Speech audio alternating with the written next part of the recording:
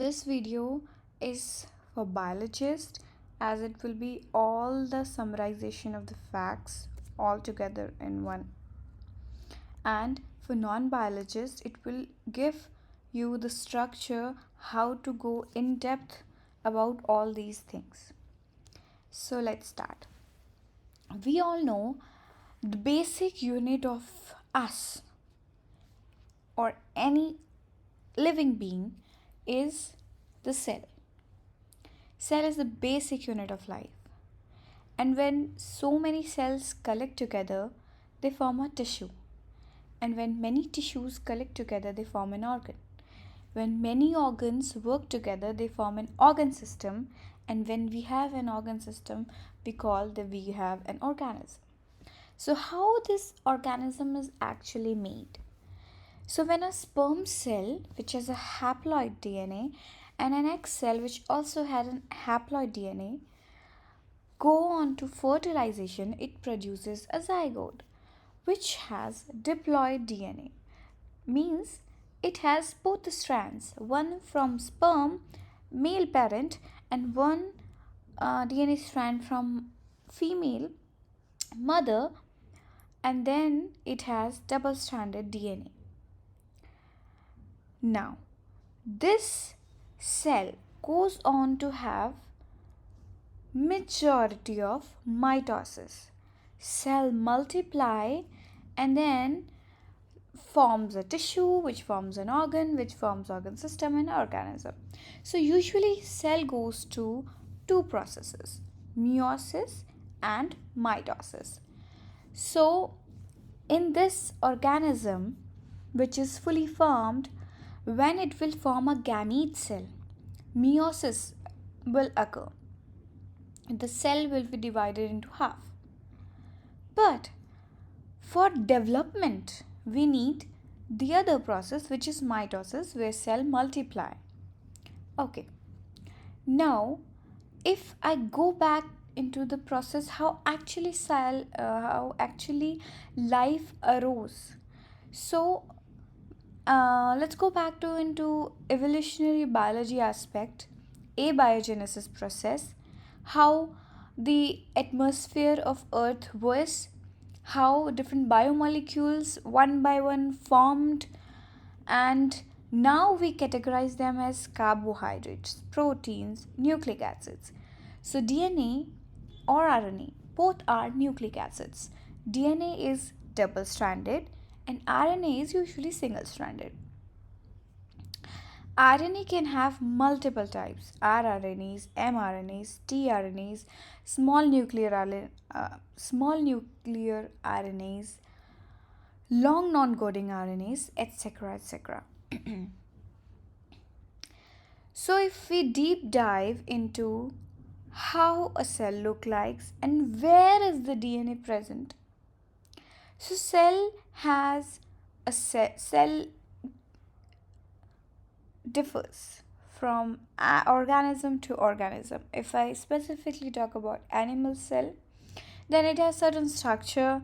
It has cell membrane, vesicles, Golgi apparatus, endometrium, mitochondria, and a nucleus. Nucleus has nuclear membrane, and inside which our nucleic acid DNA is present. Now, if we look at in detail structure of DNA, it is a helical form. It has double strands and it has sugar, phosphate group and bases, and together it is called a nucleotide. So here the bases are present. If we see the structure as a staircase, so in the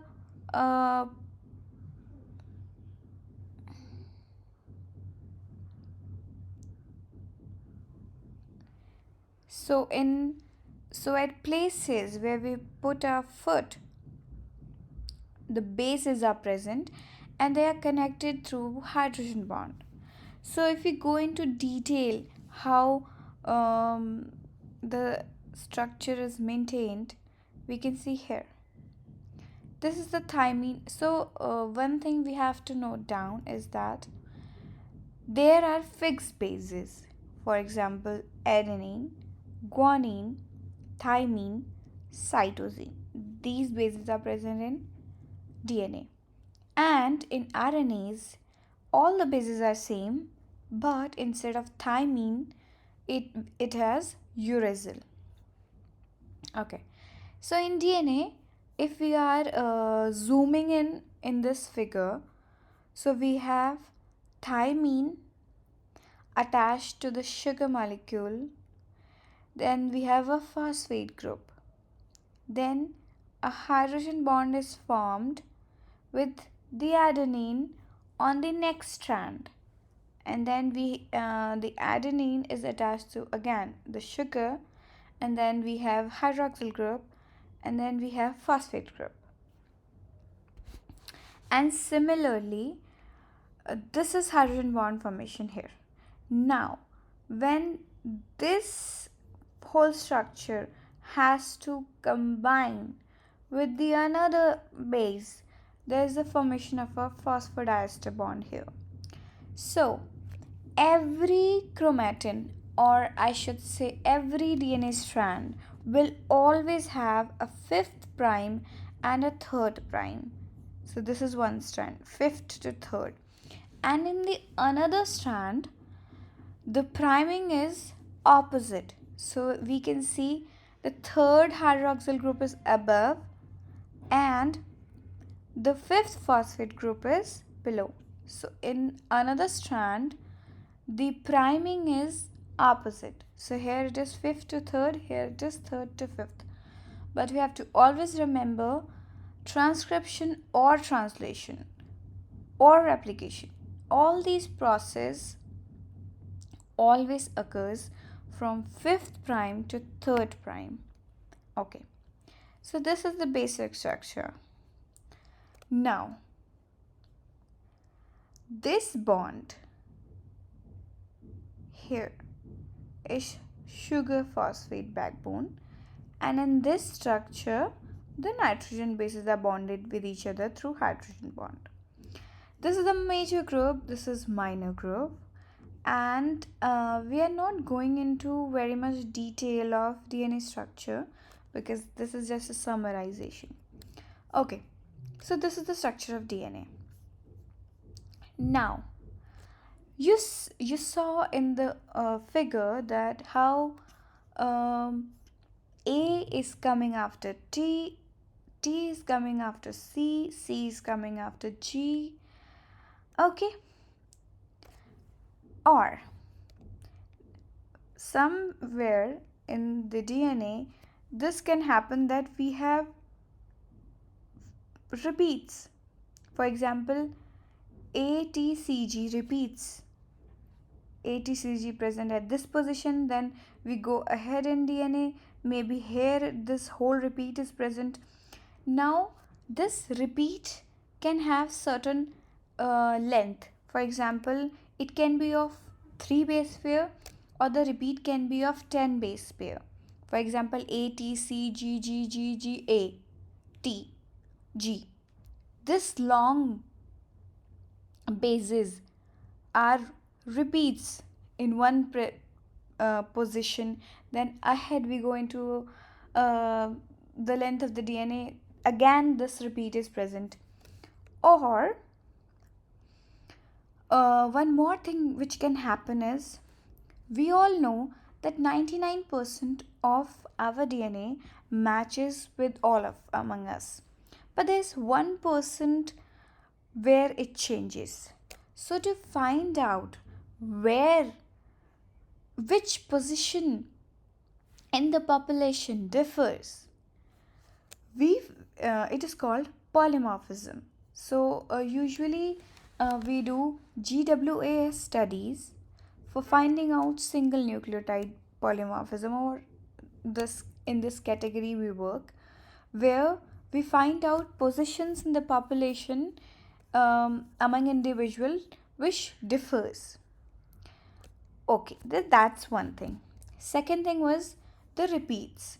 Now usually these repeats are found in telomere region or in centromere regions. So these repeats are also responsible for a lot of things, and specifically wherever these repeats are present, there are high chances of mutations. So we perform variant calling or whole genome or exome sequencing to find out these things. And the very important thing which we want in bulk RNA-seq sequencing is how we are doing the sequencing. How do we know that A in this strand, how A is coming after T, how T is coming after C, how do we know this? Because that's it, at the molecular level we are studying. So to know how which base comes up after which base, we need to do next generation sequencing. Although it started with Sanger sequencing, and the Human Genome Project for the first time was developed using Sanger sequencing, but it's an expensive process and it takes a lot of time and resources. So we developed next generation sequencing, and there are first generation, second generation, and third generation among that. So let's go into that. So now we saw the structure. So I have few questions. For example, how do we know a base, which base comes after other? So we can find out through sequencing, and specifically now through next generation sequencing. Then in which manner the repeats are present? So we have in our DNA or the chromosome, if I say, we have mini satellites and microsatellites. So microsatellite for if 2 or 3 bases repeats we are finding, and mini satellites if like 8 or 9 base repeats we are finding again and again. But the words are mini or micro because the genome is very long, and compared to that these repeats are less. So we are using these words. And the third is, how do we find out that how we differ from each other? So that's done through polymorphism and GWAS. Okay, I'll show you uh, how DNA packaging is done.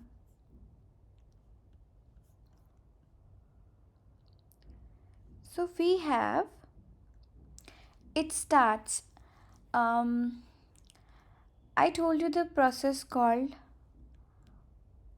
mitosis, meiosis. Both of this process when occurs, the cell goes through changes. The DNA also changes its forms. So when DNA goes through a long process which is called central dogma. What is that? That a DNA goes to an RNase through a process called transcription, and then mRNA goes through a process called and forms protein, and the process is translation. So this is the process. So, and also DNA goes through a process called replication. DNA replicates itself. That's the only way we have the DNA strands of our mother and father, because when their body formed gametes, so the sperm is a gamete cell and the egg is also a gamete cell. So when their bodies, our parents' bodies, form the gametes, and the gametes have one strand of our father in sperm and one strand of our mother in egg, and when both of that fused, a zygote is formed, and that zygote is a cell again which has both the strands from our parents each, one strand from father, one strand from mother. So when the body was forming gametes, it did meiosis. Okay, when our body was forming, when the cell multiplies and tissue formed, our body did mitosis. Although at some places it would have done meiosis for some other processes, but majorly to divide the cell, it did mitosis. Now, when one cell forms two cell, which means it has to replicate its DNA, then only it will be possible that the genetic material is passed down to the kids or to the new cells which are formed from the older cell. So, not all the time your DNA will be packed tightly in the form of this chromosome. It cannot be, because uh, your DNA needs to be loosened up to so that all the enzymes can come and bind, or the transcription factors can come and bind at these places and perform the replication, transcription, translation. So it cannot be tightly formed all the time in the form of chromosome. So it usually, when the cell is not performing meiosis or mitosis, your DNA lives in the form of a chromatin state, which is loosely formed. But it also had certain regions which are loosely formed and where transcription translation can occur, which is euchromatin, and there are certain places where it is tightly packed, which is heterochromatin. There no transcription translation occurs. So your DNA in the loose form looks like this, the DNA double helix, the simplest chromatin level. It is double stranded helical structure of DNA. Then DNA, now DNA is acidic in nature, as we saw the phosphate group present, and the hydroxyl group is there. So DNA is acidic in nature usually, but we always say anything which is genetic material, and when compared to humans, we are more stable organism, we have more stable things. So if the cell needed someone to guide all the process of making an individual which is brain and is capable of making multiple things and like complex organism, it needed a genetic material which was stable. That's why DNA was chosen. Now if DNA was acidic, how it's stable? So it needed histone proteins, which are basic proteins. So when histones protein are present, your DNA get entangled in the histones, and the DNA and histones together, it's called nucleosomes. Then we are doing packaging of DNA. Why we are doing packaging of DNA? No one would have thought up till now. But why didn't you think about it? I'll tell you. DNA is 2 meter long, but your nucleus is only in nanometers. Small, that small. So 2 meter had to fit into that small. We need packaging of it. That's why we are packaging it. So after the nucleosome is formed, each nucleosome consists of 8 histone proteins around which the DNA wraps, and the total amount of time the DNA wrap is 1.65 times. So many nucleosomes are present. Okay, and then nucleosomic structure combines with H1 protein. It is called chromatosome. So many chromatosomes will be present now. All the chromatosome will combine in this structure and will form a solenoid, which is a 30 nanometer fiber now. And now when we have the solenoid structure, many solenoid structure will form a zigzag loop like this, which will be 300 nanometer in length. Can you see how the packaging is going on? How the fiber is made so small, so small, so small packaging is done that it can be stored inside a nucleus. Then again, more loop formation of this 300 nanometer in length fiber is done so that it becomes 250 nanometer wide fiber. And then much packaging is done, and this chromatids, 1 and 2 chromatids, chromosome basically is formed. So from 300 nanofiber are compressed and folded to produce 250 nanometer wide fiber, And now tight calling of the 250 nanometer fiber produces the chromatid of a chromosome. So you can see the structure. This is how the packaging is done. Okay. Now, as I told you about central dogma process, um, I will explain what DNA has and how it is capable of making proteins. So, DNA has one segment which is called gene, which is responsible for expressing mRNAs and many other RNAs, but the mRNAs are responsible for producing proteins.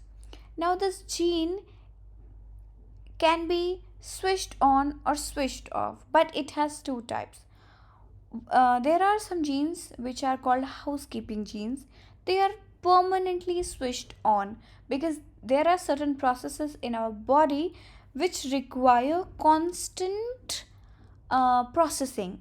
So the gene cannot be switched off, but there are certain processes which require to be switched on and switched off according to the need. So we have regulated genes for that. Now, your gene is a certain segment inside your DNA which has a promoter region, a coding region, a non coding region. So, let me show you the structure of it. Okay, so this is the structure of a gene.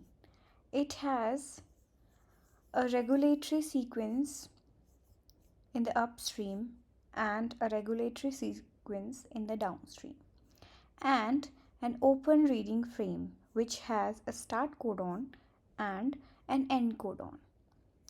So start codon usually is AUG, which is methionine, and we have three stop codon which is UAA, UAG and UGA.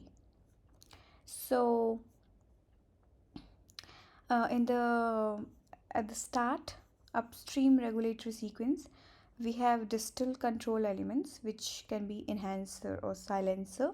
Then we have proximal control elements and a promoter, um, which is also called a Tata box. Then we have exon and introns and poly A signal sequence. Then we have terminator and the distal elements. So since I'm focusing right now on eukaryotic gene structure, so I'm describing this in detail. Okay, next we have to go to this. So I've explained. So we have on an average 20,000 genes. Okay, so your gene is responsible for expressing mRNAs which are responsible for producing proteins. So if I want to know differential gene expression analysis, I can go through a process called bulk RNA-seq, or if I want to know the different heterogeneity of a cell, I can go for single RNA sequencing. So to know which gene produce how many mRNAs, I will go through a process called bulk RNA sequencing, which is the main sequencing analysis I'll be leading in my project. So I'm explaining that in detail. So what we do is we fragment, we extract the mRNAs, and then we convert them into fragments, and then we convert those fragments into cDNA, and then we put them inside the since we are using the Illumina sequencer here, so we put the fragments in the Illumina sequencer. It ligates the adapters using the fluorescence signals. We have the FASTA file which has all these sequences of each reads. Then we do a quality control using FastQC. It sends us HTML extension of a report, HTML report, which we can see in the browser, and which tells us the quality of our data, whether it has any library contamination or any batch correction we need, or any um, adapter ligation problem or adapter contamination is there, or any n contaminations, etc., etc. We find out. So now we'll see what are all the sequencing which are available. At the start I told you about how we know that A is coming after T, or maybe T is coming, like how this all these bases are arranged in the DNA. How do we know that? It's because of sequencing. Now sequencing has different generations. Next, so it started with Sanger sequencing, and then it was good sequencing process technique, but it was too slow and it was very expensive. So we came up with next generation sequencing. For the first generation, we have Illumina technology, which can sequence up to 50 base pair till 300 base pair of read length. These are short reads, but Illumina does massive throughput and it is low cost. So all these techniques like bulk RNA-seq, chip-seq, exome sequencing, it's all done through this method. But it has limitation, which is very short reads may like very short reads make it really difficult to sequence highly repetitive regions of the genome, which I told you earlier about the satellite regions which were there. So that's why we came up with the second generation sequencing, which is iron torrent, and it sequences by pH change. So it can sequence up to 200 to 400 base pair. It has great speed and it's very simple, but it is used for targeted sequences. So its limitation is that um, it faces difficulty in accurately calling the number of bases in long homopolymers. For example, if there is stretches of AAAAA, so it has difficulty in accurately telling that this homopolymer stretch of base belongs to which region, because whenever there are repeats of homopolymerism, they can be found in many different positions. So it faces the problem of recognizing which position exactly it aligns to. Then we have third generation sequencing, and in that we have PacBio, SMRT, Oxford nanopore technologies. So these are all are capable of sequencing extremely long reads, for example 10 to 25 kb. Even Oxford nanopore technology, which has recently come, it can on an average it can sequence 5 to 30 kb, and up to 2 mb it can sequence the read. And this is the current technology which has come up. So the basic problem of long read length of sequencing has been solved, but again the few problems like in Illumina, the trailing regions of the bases usually gets the lower quality, so that is improved in the second or third generation. But few of the problems like identifying homopolymer regions, or um, if the length problem is solved, they have the few problems in the initial accuracy, which Illumina has, but these has some problem with that, and they're still improving with that. So that's it for this video. Thank you so much for watching.